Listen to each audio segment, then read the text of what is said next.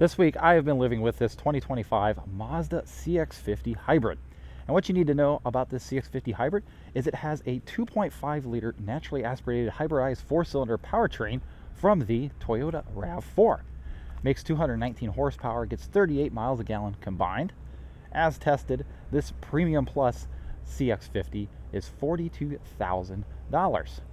I think it is a very nice value, and I think it is probably one of the best looking crossovers in the class, especially in this Soul Red Crystal metallic paint. I think if you buy a Mazda, I think that's the only paint color you should get because it looks the business. Like I said, I've been living with this all week. I've put about 500 miles on it. I've taken it to work, I've taken it grocery shopping, I've taken it on a ski trip, and I'm going to be giving you my impressions on what it's been like to live with for this week.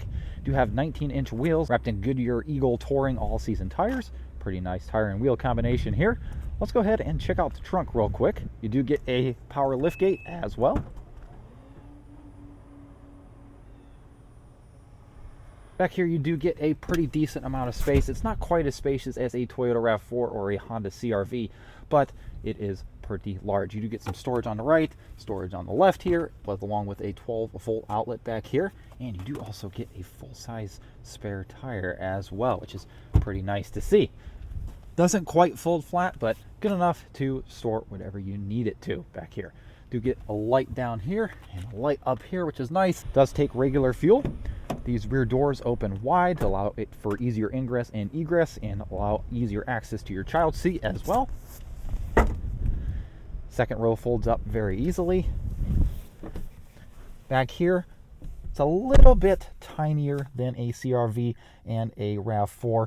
I'm 6 foot, the driver's seat's in my position. I got about a ½ inch of headroom and about 2 inches of legroom. Down here you get a couple vents, a couple USB-C ports, mat pocket, pull down center armrest with a couple cup holders.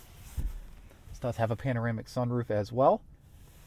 No rear heated seats, unfortunately, in this trim. I know the gas trim of this CX-50, the Turbo Premium Plus, you do get rear heated seats. So that's a little bit of a bummer, but that is okay. Let's go ahead and check out what's under the hood.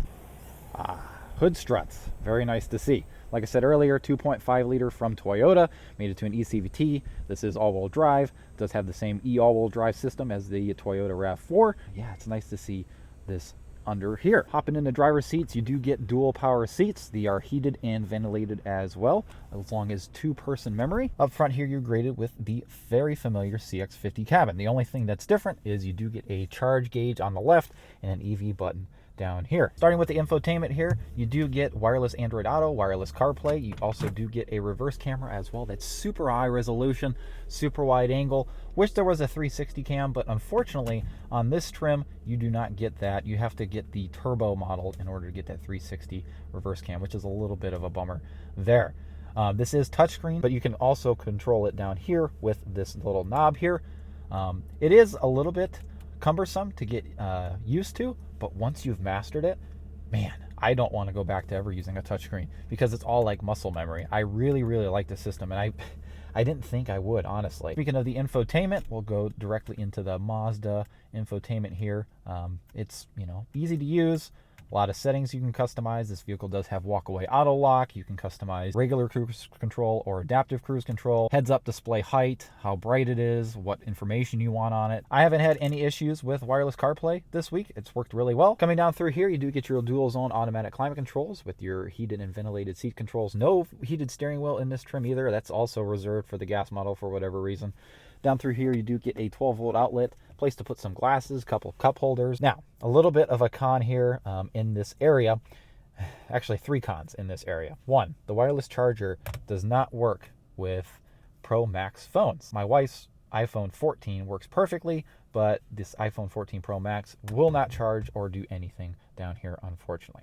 That's gripe number 1. Gripe number 2, the cup holders. While they work for traditional bottles and glasses, if you have a Stanley Cup or if your wife has a Stanley Cup, it's definitely not fitting here. But traditional Yetis, traditional bottles of water, traditional fountain drinks from your local gas station will fit just fine here and won't bump up against here. Con number 3, gloss black plastic. There is a lot here. It's already starting to get a little bit scratched up. I will say, compared to the CX-5, which has gloss black plastic everywhere and scratches when you look at it, It's nice to just have it here, but Mazda, could you please do away with this? That would be great. Anyways, coming down through here, you do get a decent sized center console here with some connectivity, a couple USB-C ports down there for your wired CarPlay or Android Auto. A little pass-through for that cable to go to as well. Decent sized glove box. Auto-dimming rear view mirror with HomeLink, garage HomeLink there. Sunglasses holder. Illuminated visor mirrors as well with your little ticket holder on the side. Overall, I really like this cabin. There's been no squeaks, no rattles, especially in the cold this week. Been very impressed with this. It looks nice. I like this orange stitching that goes all the way around to signify hybrid. Yeah, very nice. I really like these seats as well. They're very, very comfortable. I've been in here 2 to 3 hours at a time. No fatigue whatsoever. Even compared to my own personal 2024 Honda CR-V, I think this vehicle is definitely more comfortable than that for sure. So with all that being said, I think that about covers all the interior features. If I think of anything along the way, I will cover it on our drive. So with that being said, let's go ahead and take this for a spin. Actually, before I do that, I want to point out one nitpick thing. And this chime, it will go off about like 10 times when you turn the vehicle on to remind you to put your seatbelt on. But normally when you put the driver's seatbelt on and the vehicle's in park, the chime will go off. This is not the case with the Mazda CX-50. Everybody has to have their seatbelts on, otherwise that chime is going off 10 times when you start the vehicle every single time. It's so annoying, but it does its job correctly, reminding everybody to please put on the seatbelt. Otherwise, it's just going to be annoying and beeping at you. So a little bit of a annoyance there, but I guess it's doing the job it's intended to do properly. And speaking of safety, I don't think reviewers talk about safety very much now these days, and this vehicle is actually a IIHS Top Safety Pick Plus, and that includes the updated moderate overlap front test that they do. This vehicle is a very safe vehicle to have for your family, your wife, yourself. When you purchase one of these, you and your family are going to be safe. Now, one thing I will say right off the bat is I am really impressed with the ride of this vehicle.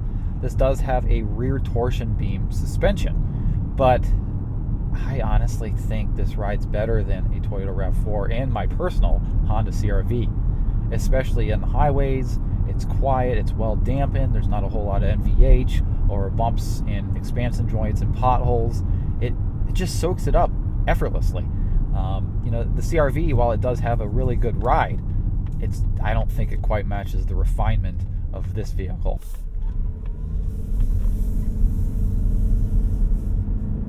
Really like the throttle tuning here. If you notice, there's not that Toyota signature drone when driving around. They've definitely tuned and maybe put some dampening in between the firewall and the driver here to where it's not just a constant drone of Toyota engine noise. Very, very nice.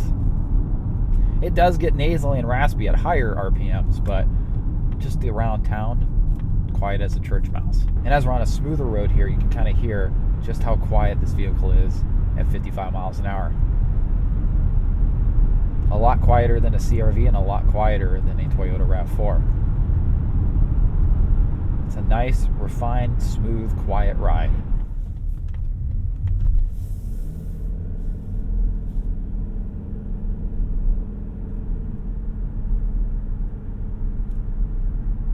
Driving it normally just putzes around nicely.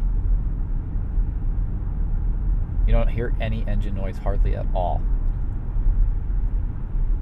Now, I will say, compared to the Toyota RAV4 and Honda CR-V Hybrid, this powertrain, when it switches between electric and gas, you do feel a little bit of alert, something I don't feel in those other two vehicles.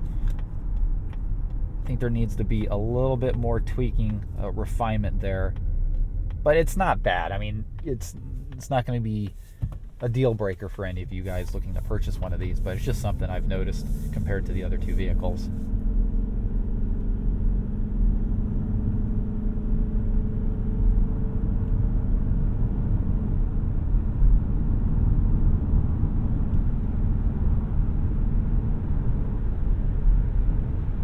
This vehicle does have 3 drive modes. You do get power, normal, and trail. This week I've just been staying in normal. I haven't really messed around with the other drive modes because this vehicle drives so well in normal drive modes. Anyways, let's go ahead and do a quick 0 to 60. Let's go ahead and put it in power mode here. Come to a complete stop and floor it.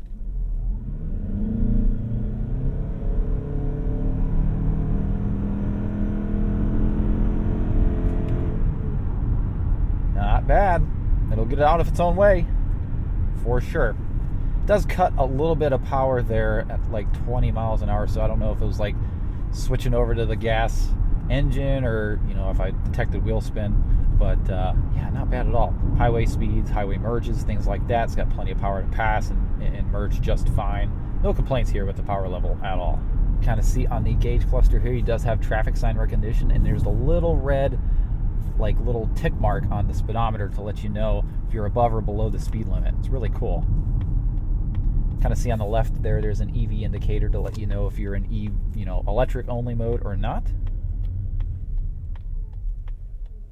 Something that I've noticed this week, I have a buddy that has a Toyota RAV4, and I ran into him at the car wash earlier, and we were just parked next to each other, just talking through the window here. This vehicle kicks on the gas engine when just sitting a lot more than his vehicle does. His vehicle didn't turn on once, and mine turned on like a half dozen times. And we were actually at the same climate temperature here at 66. So just something I noticed this week that was interesting compared to the RAV4. Might be a little less efficient because of that, but I don't know. Maybe it is, maybe it isn't. Speaking of efficiency here, if we go to the next screen on the gauge cluster, I've been averaging about 33 miles a gallon during the week. Hybrids tend to get a lot less fuel economy in the winter, as with gas cars as well, just because the engine runs a lot more to kind of keep you warm. But 33 miles a gallon is nothing to scoff at a vehicle of this size. Definitely a lot better than the gas version of this vehicle. And honestly, right on par with my wife's CR-V and my buddy's Toyota RAV4 as well. So this vehicle also does come equipped with adaptive cruise control. It's pretty easy to engage. It's also really nice that the cruise control stays on when you turn the vehicle off, so you don't have to keep clicking the cruise control activation every time you want to use it. You can just click set and just does its thing. You can also use regular cruise control as well. You just have to go through the infotainment and turn off the adaptive cruise there. I wish there was a quick selection to where you could just use regular or adaptive. The adaptive works good. It's about average. Doesn't slam on the brakes, it doesn't slam on the gas, but it's definitely not the smoothest I've used out there. This vehicle does not have any sort of lane tracing assist like the Toyota RAV4 or the Honda CR-V Hybrid, but that is okay, because you'll want to actually drive this vehicle yourself. This vehicle handles incredibly well. The steering is perfect for this class of vehicle. It's very responsive. In a world full of boring crossovers, I think that this is in a league of its own. I think it's a very fun car to drive. Every single time you get into it, it's not like a penalty box of like, I'm going into a boring old crossover again. It drives nice, it handles nice, it looks nice, and it just checks all the boxes. It's a fun all-around vehicle. I would 100%, without a doubt, buy this over a Toyota RAV4 just because of that aspect alone. It doesn't drive like a tank at all. It kind of just drives like a very nice car. I really like the way the driver controls are laid out. Everything's perfect. Everything's within the reach. You don't have to lean forward to control everything. Really like this, infotainment system as well. It's a really nice driver-focused vehicle. Not a whole lot of, stupid knickknacks everywhere. Screens where you don't need these stupid touch screens or capacitive buttons everywhere. I don't want to say it's like stepping back in time, because that made it seem like a con, but honestly, it kind of is though. But in a good way. It's a vehicle that works.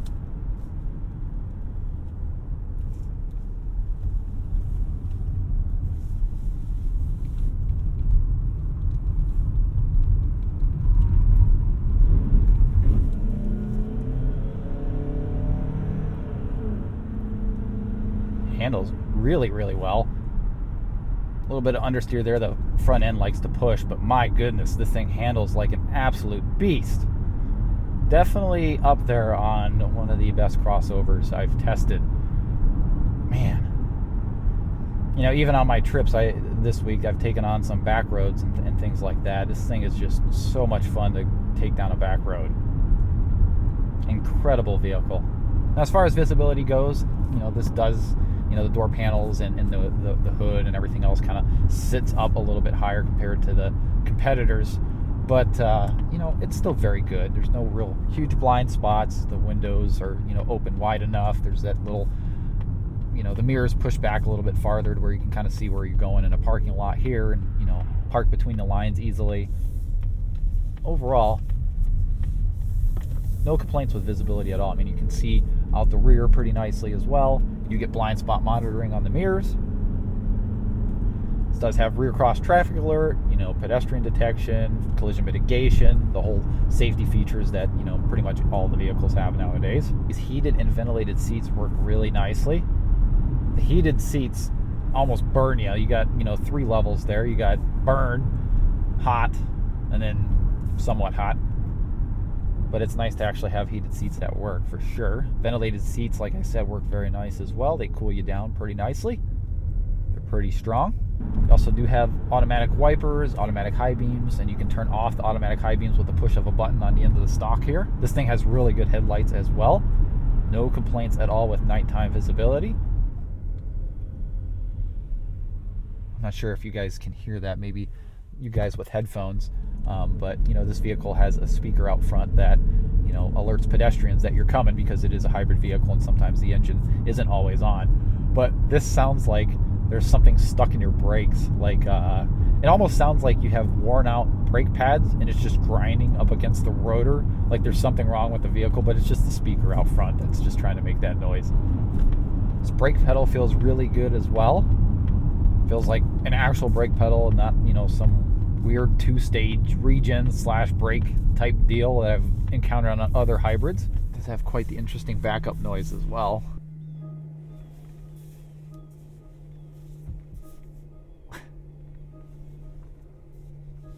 What's interesting about that is most hybrids, they play those, you know, electric noises out of the speaker when, you know, the engine's off, just so, you know, pedestrians can know when you're coming. Well, this plays electric noises all the time, regardless if the engine's on or off. So just something interesting that I've noticed this week. This vehicle also does come equipped with a 10-speaker Bose audio system. So let's go ahead and demo that real quick, and I'll put some B-roll of what this vehicle looks like at night over top of the stereo system test. So let's go ahead and get started.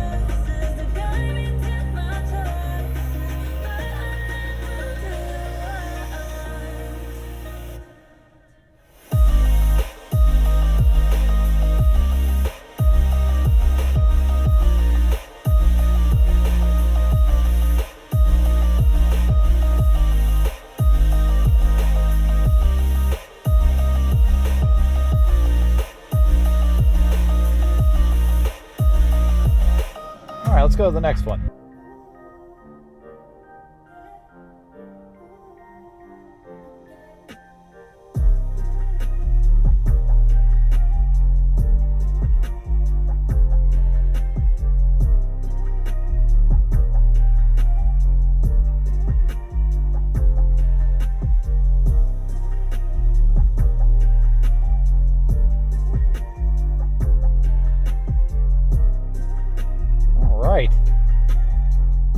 Yeah, I'd rate this a solid B tier system. pretty good for the price point of the vehicle, and definitely better than the base system as well. Well, guys, I think that's going to be it for the 2025 Mazda CX-50 Hybrid review. Thank you so much for Mazda for sending me this vehicle this week for me to film. It's been a pleasure. For any of you guys still watching, I want to show you guys how obnoxious this seatbelt chime is. Watch this. Wait for it. 3.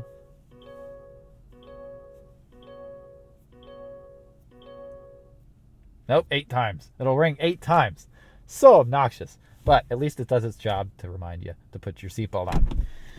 Let's go ahead, take a look at it one more time because this thing looks absolutely amazing. Just really like how flat and aggressive it looks. What a vehicle. All right, guys. Thank you guys so much for watching. Be sure to like and subscribe, and we'll go ahead and see you in the next video. Take care, everybody.